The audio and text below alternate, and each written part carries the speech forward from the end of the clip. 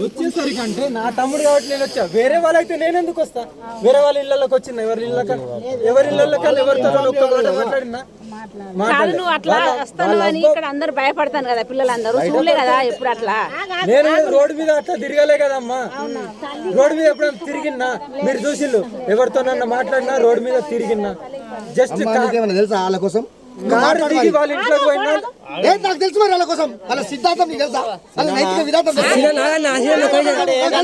తెలుసు. నేను మాట్లాడతాను, నాకు సమాధానం ఇవ్వకపోతే అడుగు మరి.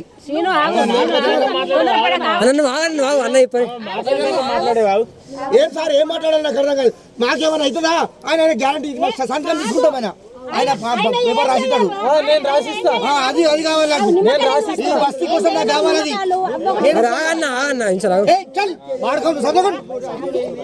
అది నిమ్మకాయలు ఏం చేయండి, నిమ్మకాయలు పట్టుకోండి.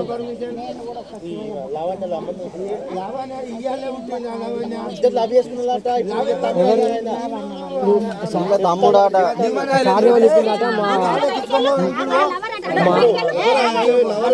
ఇప్పుడు సడన్ చెప్తారు బాబు చెప్తాను మాట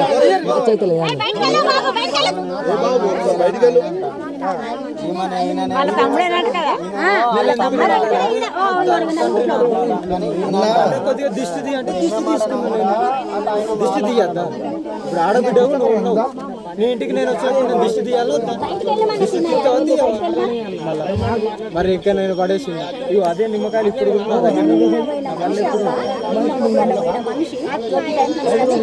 ఎట్లా చెప్తాను సార్ ఏమంటా అండి మాకు మంచిగా అనిపించమంటాను. సార్ ఏమంటారు సార్ అడిగినమాట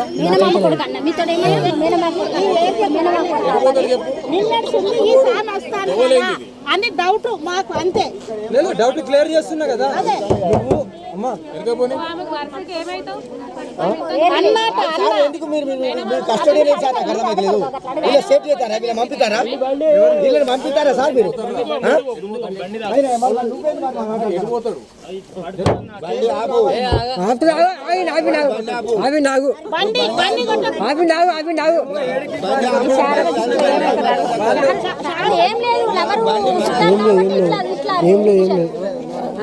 ఏ చుట్టాలు లేదు.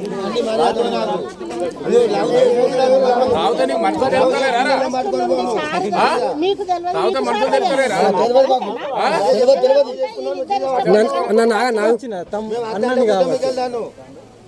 నువ్వు అన్నమైతే బట్టలు వేసుకొని రావాలి. అన్నమైతే నువ్వు గిట్ల కాదా చూడు. వచ్చి ఆ చుట్టాన్ని ఈ చుట్టాన్ని పిలిచినా గానీ మధ్యలో కులాన్ని పిలిచినా గానీ మాట్లాడాలి. నేను ఏ ఆడబిడ్డకి కూడా నేను పిలవలేదు. నేను డైరెక్ట్ కార్ దిగి వాళ్ళ ఇంట్లోకి పోయినా వాళ్ళ అవ్వ పర్మిషన్ తీసుకొని. అవునా? వాళ్ళ అవ్వ పర్మిషన్ తీసుకొని ఎటంటే అటు పొమ్మంటది, ఎటంటే రమ్మంటది, ఏ రాత్రి రమ్మంటది.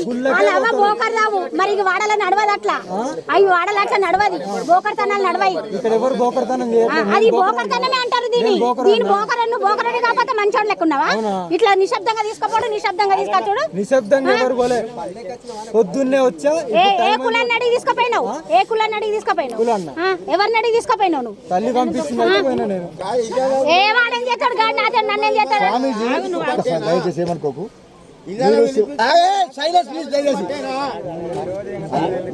చెప్పండి మరి.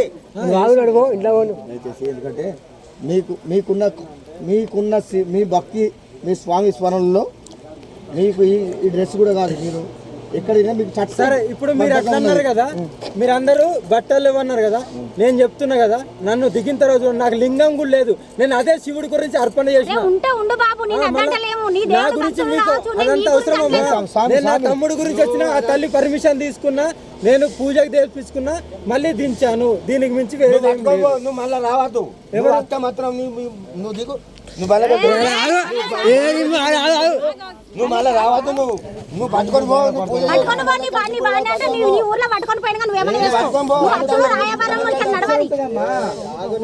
లౌకిక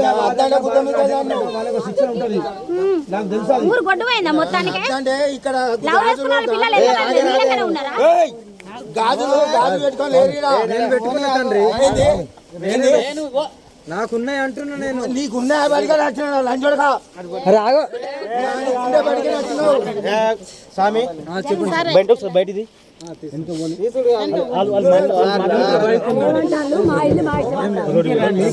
స్వామి అయితే ఏంటంటే విషయం చెప్తాంటవా ఏదంటే